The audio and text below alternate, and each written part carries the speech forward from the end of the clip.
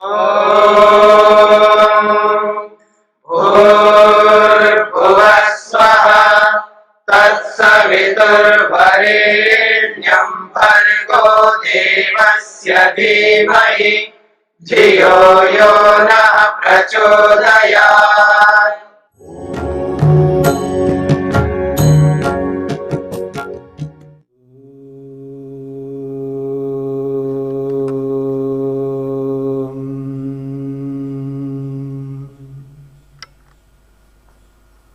कैवल्यपाद के 24वें सूत्र तक विचार किया है। 24वें सूत्र में मन के संघातपन को लेकर के विचार किया है। संघात उसको कहते हैं जो अनेक तत्वों को मिला करके एक इकाई के रूप में, एक व्यक्ति के रूप में प्रस्तुत किया जाता है। अनेक अवयवों का जो समुदाय है उसको संघात कहते हैं। तो मन जो है संघात है, अनेक अवयवों से मिलकर के बना हुआ है, इसलिए वो परार्थ है, अर्थात दूसरे के लिए है। जो जो वस्तु संघात होती है वह वस्तु दूसरे के लिए होती है, दूसरे के प्रयोजन के लिए होती है। और वो जो दूसरा है वो आत्मा है, यानी हम सब आत्मा है। हम सब जीवात्माओं के लिए ये सारी की सारी सृष्टि, ये सारा का सारा ब्रह्मांड और इस ब्रह्मांड में स्थित प्रत्येक पदार्थ आत्मा के लिए है, आत्मा के प्रयोजन के लिए है। और ये जो आत्मा है इसके दो प्रयोजन हैं, एक भोग करना और एक अपवर्ग मोक्ष को प्राप्त करना। तो आइए आज हम कैवल्यपाद के 25वें सूत्र को लेकर के विचार करते हैं। और बहुत ही महत्वपूर्ण सूत्र है। इससे व्यक्ति को ये एहसास होगा कि क्या मुझ में मोक्ष के प्रति, मुक्ति के प्रति, समाधि के प्रति, विवेक वैराग्य के प्रति कुछ रुझान है या नहीं है, उसके संस्कार हैं या नहीं है। उस दृष्टिकोण से यह सूत्र बहुत महत्वपूर्ण है। और सूत्र है विशेष दर्शिनः आत्म भाव भावना निवृत्ति। विशेष दर्शिनः आत्म भाव भावना निवृत्ति, यह सूत्र है। सूत्र का जो अभिप्राय ये है, पहला शब्द है विशेष दर्शिनः। दर्शी और दर्शन ये दो शब्द हैं आपके सामने। दर्शन कहते हैं ज्ञान को, अनुभूति को, अनुभव को दर्शन शब्द से बोला जाता है। अर्थात ज्ञान, नॉलेज जिसको आप कहते हैं, उसको दर्शन शब्द से बोला जाता है। और उस दर्शन को जानने वाला जो होता है उसको दर्शी कहते हैं। दर्शन को जानने वाले को दर्शी। और षष्ठी विभक्ति में दर्शिनः ऐसा शब्द का प्रयोग हो रहा है। और साथ में जुड़ा है विशेष। एक सामान्य होता है, एक विशेष होता है। एक सामान्य जानकारी है, सामान्य जनरल नॉलेज जिसको आप बोलते हैं, सामान्य जानकारी है। और एक विशेष जानकारी है, विशेष अनुभूति है। तो यहां पर बोला जा रहा है विशेष दर्शिनः, जो विशिष्ट ज्ञान को जानने वाला। तो विशेष ज्ञान को जानने वाले को क्या अनुभूति होती है, इस बात को लेकर के सूत्र कहना चाहता है। तो ये विशेष दर्शी वो होता है जो विशिष्ट योगाभ्यासी, योगाभ्यास कर करके जिसके वर्षों बीत गए हों, वर्षों का अनुभव जिसको है, ऐसा जो व्यक्ति है वो होता है विशेष दर्शी, जिसको विशेष ज्ञान हुआ है। चाहे वो अहिंसा के संदर्भ में हो, चाहे वो सत्य के संदर्भ में हो, चाहे वो अस्तेय के संदर्भ में हो, चाहे वो ब्रह्मचर्य के संदर्भ में हो या अपरिग्रह के संदर्भ में हो। विशेष जो दर्शन है ना, वो महत्वपूर्ण बात है कि चाहे वो अहिंसा, सत्य, अस्तेय, ब्रह्मचर्य और अपरिग्रह, शौच, संतोष, तप, स्वाध्याय और ईश्वर प्रणिधान, आसन, प्राणायाम, प्रत्याहार, धारणा, ध्यान, इन सभी योग के अंगों के विषय में एक सामान्य जानकारी योगाभ्यासियों को होती है। जो इस योगाभ्यास को करने वाले लोगों को योग के संदर्भ में जानकारी तो होती है, लेकिन उस जानकारी से वो लाभ नहीं ले पाता है जिस लाभ को एक योगाभ्यासी अंदर से चाह करके जो लेता है। वो है उस योग के ज्ञान में एक विशिष्टता हो, एक विशेषता हो, ऐसा ज्ञान जो व्यक्ति को मुक्ति की ओर अग्रसर करने वाला। जो सीढ़ियां चढ़कर के हम जब बिल्डिंग के अंदर प्रवेश करना चाहते हैं, बहुत बड़ा बिल्डिंग है और ऊपर जाना चाहते हैं, तो एक सीढ़ी, दूसरी सीढ़ी, तीसरी सीढ़ी या तो चढ़ करके जाता है, या आजकल लिफ्ट में अगर जाता है तो एक माला, दूसरी माला, तीसरी माला पार तो करना ही पड़ेगा ना व्यक्ति को। और जो बहुत ऊंची इमारत हो, बहुत ऊंचा बिल्डिंग हो, तो वहां तक पहुंचने के लिए एक एक माला को पार करते हुए जाना होगा व्यक्ति को।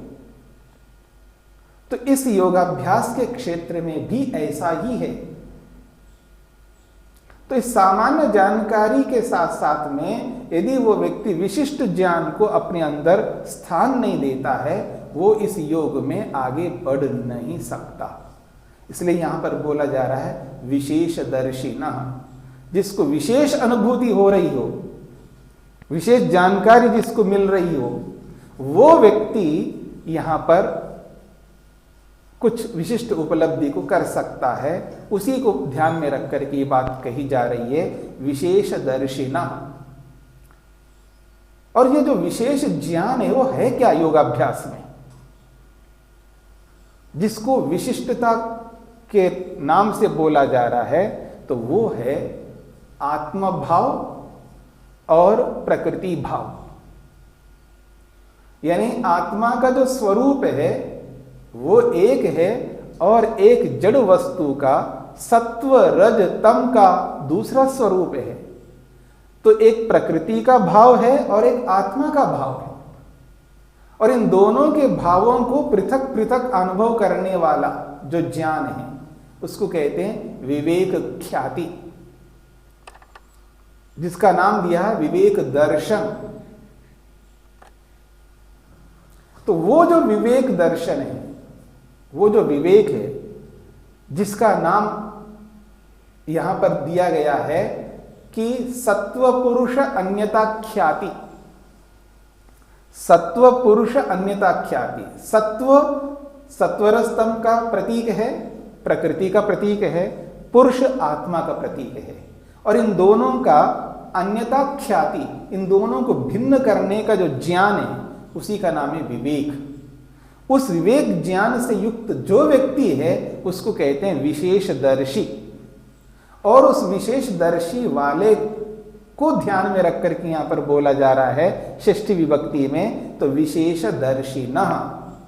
तो ये जो विशेष दर्शन करने वाला जो व्यक्ति है, उस व्यक्ति को आत्म भाव भावना, आत्मा का भाव, भाव का अर्थ होता है होना, आत्मा का जो होना है अर्थात आत्मा का जो अस्तित्व है,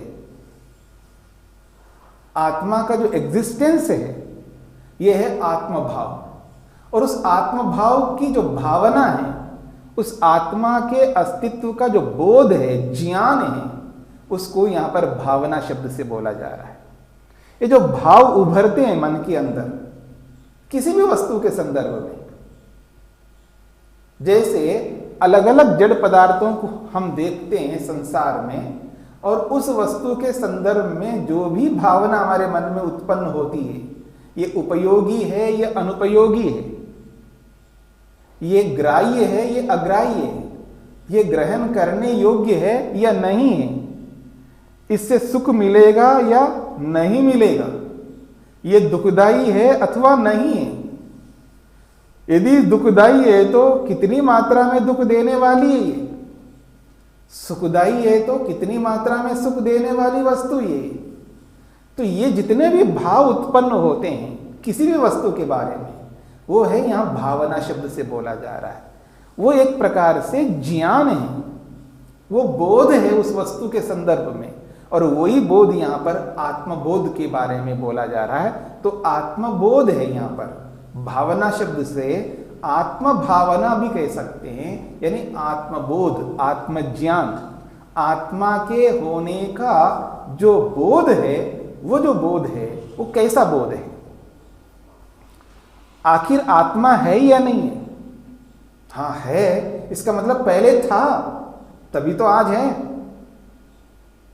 ये जो आत्म भावना जो है, ये आज आत्मा यानी मैं हूं, इसका मतलब मैं पहले था तभी आज वर्तमान में हूं। आज वर्तमान में हूं तो भविष्य में भी होऊंगा। ये आत्मभाव भावना है। तो ये जो आत्मभाव भावना है कि मैं क्या था, जब मैं आज हूं तो मेरे मन में ये अनायास एक अलग प्रकार का ज्ञान उत्पन्न होगा। मैं पहले क्या था, किस रूप में था, कहां था, कैसे था, क्यों था, ये जो भी है आत्मा से संबंधित ज्ञान, यही आत्मभाव भावना है। तो इस प्रकार से भूतकाल के विषय में, वर्तमान के विषय में और भविष्य के विषय में जो भी आत्मा से संबंधित ज्ञान है, वो सारा का सारा ज्ञान व्यक्ति को होता है। और ये तब तक होता रहता है जब तक उसको विवेक ख्याति प्राप्त नहीं होती है। और जब विवेक ख्याति हो जाती है उसको, अर्थात विवेक उत्पन्न होता है, फिर ये सारी की सारी भावना जो है निवृत्ति, इसकी निवृत्ति हो जाती है। फिर उसके अंदर मैं क्या था, मैं क्या हूं, क्या होगा, ये सारे के सारे भाव हट जाते हैं। इसी बात को लेकर के यहां सूत्रकार कहना चाहते हैं विशेष दर्शिना, जिसको विशेष दर्शन हो जाता है, अर्थात सत्व पुरुष अन्यता ख्याति की प्राप्ति होती है। आत्मा के स्वरूप के विषय में और प्रकृति के स्वरूप के विषय में उसको पृथक पृथक दोनों का अलग अलग यथार्थ ज्ञान हो जाता है। ऐसे व्यक्ति को, यही षष्ठी विभक्ति का यहां अभिप्राय है, विशेष दर्शिना, जो विशेष यानी विवेक ख्याति को अनुभव करने वाले व्यक्ति को आत्म भाव भावना, आत्मा के अस्तित्व के बारे में जो भी भावनाएं हैं या जो भी बोध हैं, वो सारे के सारे बोध, वो सारी की सारी भावनाएं निवृत्त हो जाएगी। अब उसको ये चिंता नहीं सताती मैं क्या था, किस रूप में था, क्यों था, आज क्यों ऐसा हूं, क्या होगा भविष्य में। ये सारी जो चिंताएं हैं, ये डर है जो व्यक्ति के अंदर में ये हमेशा व्यक्ति को दुखी करते रहते हैं, ये सारे के सारे डर, ये चिंताएं सब समाप्त हो जाती है। यही है आत्मभाव भावना निवृत्ति का अभिप्राय। तो अब इस सूत्र की व्याख्या करते हुए महर्षि वेदव्यास क्या कहना चाहते हैं, इस बात को समझने का प्रयत्न करते हैं। वो कहते हैं यथा प्रावृषि त्रिनांकुरस्य उद्भवेन तद बीज सत्ता अनुमीयते। एक सरल उपाय से समझाने का प्रयत्न करते हैं। एक बहुत छोटा सा एक सटीक उदाहरण दिया जा रहा है। यथा, जैसे प्रावृषि, प्रावृष कहते हैं वर्षा ऋतु को। बरसात का जब मौसम आता है, उस मौसम को एक तो वर्षा ऋतु के नाम से, वर्षा शब्द से बोला जाता है, और एक प्रावृष शब्द से बोला जाता है। तो यहां कहा जा रहा है प्रावृषि यानी वर्षा ऋतु में। तृणांकुरस्य उद्भवेन।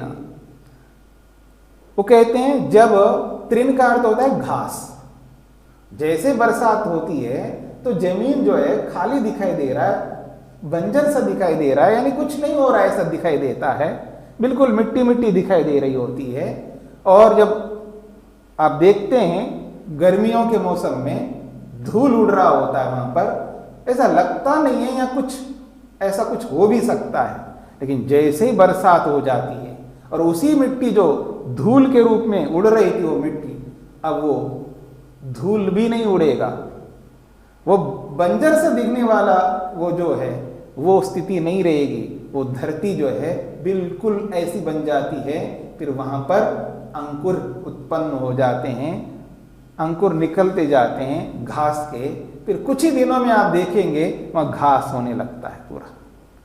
तो यही कहना चाह रहे हैं प्रावृषि, जैसे बरसात के मौसम में तृण अंकुरस्य उद्भेदेन, घास के अंकुरों के प्रकट हो जाने से, तद बीज सत्ता अनुमीयते, उस घास का जो बीज है, जिस बीज के कारण से यह अंकुर उत्पन्न हो रहा है, तो तद बीज सत्ता, उस अंकुर का जो बीज है उस बीज की सत्ता का अनुभूति वहां पर हो जाती है, उसका अनुमान होता है, हाँ यहाँ ये जो धरती थी खाली पड़ी हुई थी, जहां पर धूल उड़ रहा था, जहां कुछ हो नहीं सकता, वहां कुछ है ही नहीं ऐसा जो लग रहा था, लेकिन उसी मिट्टी के अंदर, उसी धरती में घास के बीज विराजमान थे, घास के बीज वहां पर थे, तब जाकर के बरसात के मौसम में वही बीज आज अंकुर के रूप में उद्बुद्ध हो गए, प्रकट हो गए और हरा हरा घास के रूप में हमारे सामने दिखाई देने लगता है। इससे अनुमान होता है उसी धरती पे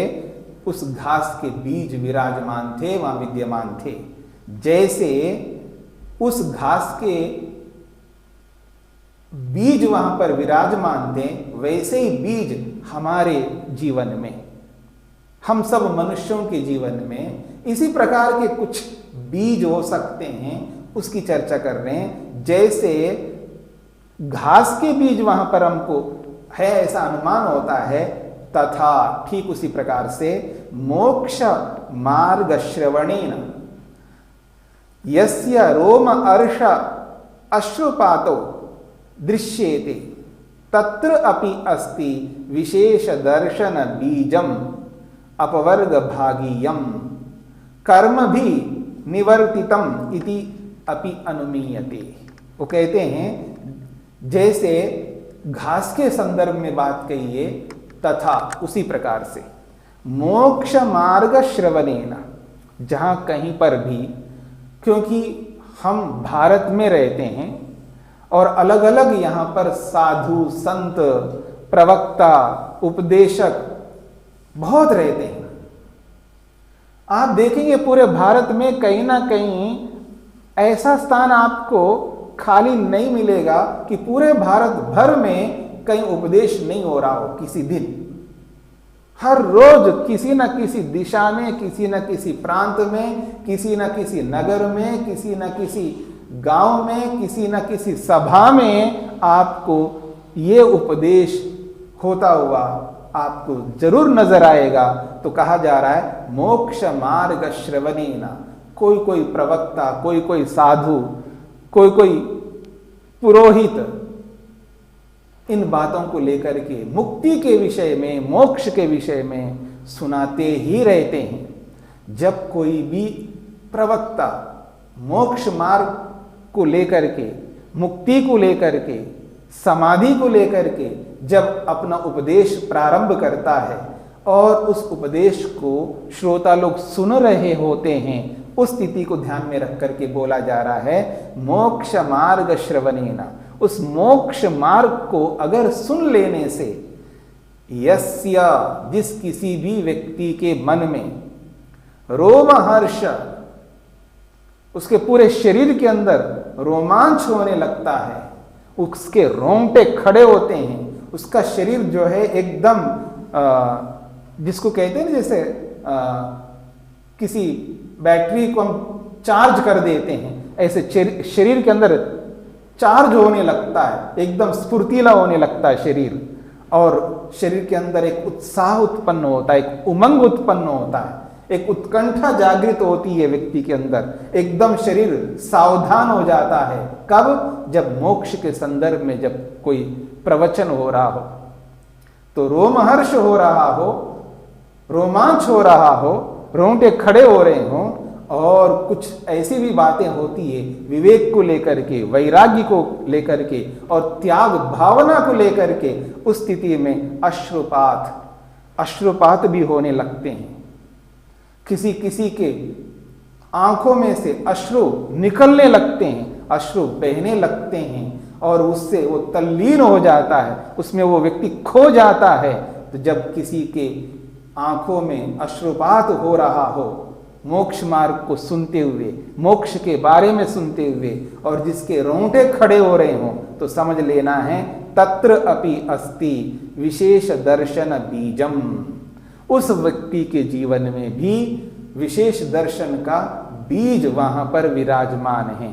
उस विवेक ख्याति को प्राप्त करने का एक बीज उस व्यक्ति के मन में विराजमान है, इसका अनुमान अवश्य हो जाता है। यही बात कही जा रही यहां पर कि विशेष दर्शन बीजम अपवर्ग भागीयम, जो अपवर्ग को दिलाने वाला है, वो जो बीज है, वो जो विशेष दर्शन है, जो विवेक ख्याति है, जो सत्व पुरुष अन्यथा ख्याति के नाम से जाना जाता है, जड़ को जड़ और चेतन को चेतन दोनों को अलग करने वाला जो ज्ञान है, वो ज्ञान अपवर्ग भागीयम, वो मुक्ति को देने वाला ज्ञान है।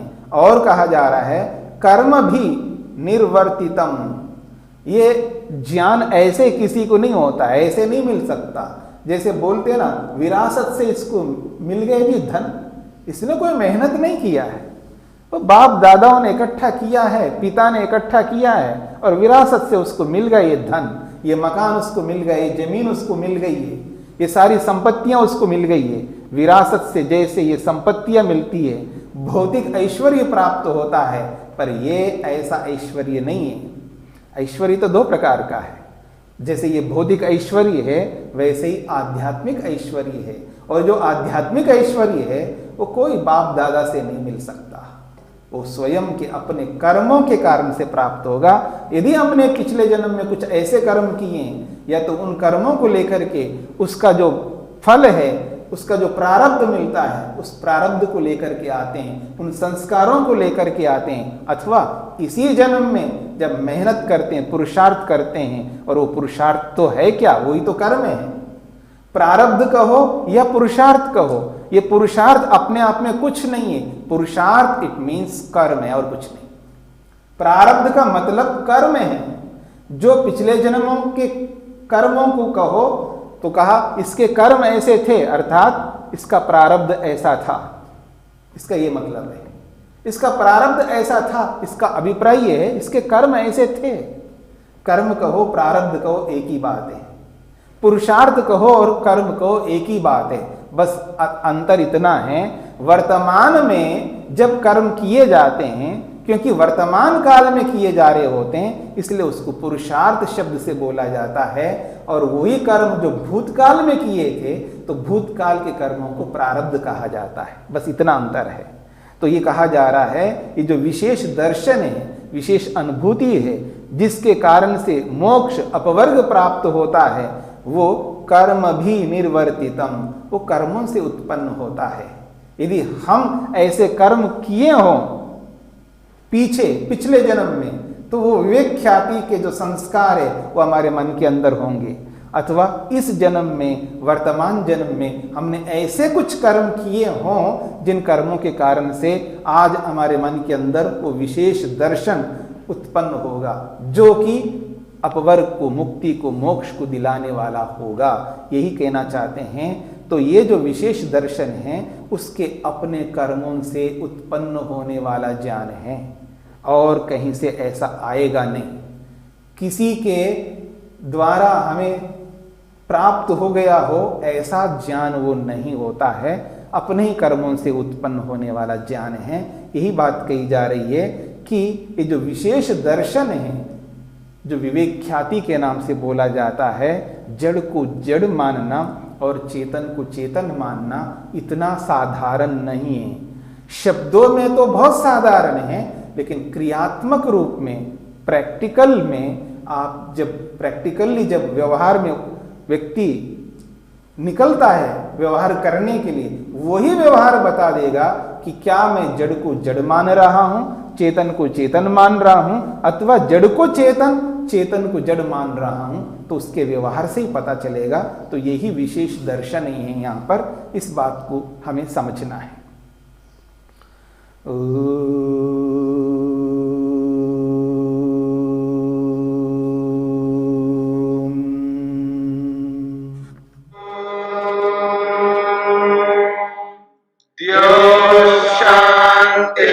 शांतिरंतरिक्षं शांति पृथिवी शांतिरापः शांतिरोषधयः शांतिः वनस्पतयः शांतिर्विश्वे देवाः शांतिर्ब्रह्म शांति सर्वं शांति शांतिरेव शांति क्षमा शांतिरेधि। ओम शांति शांति शांति।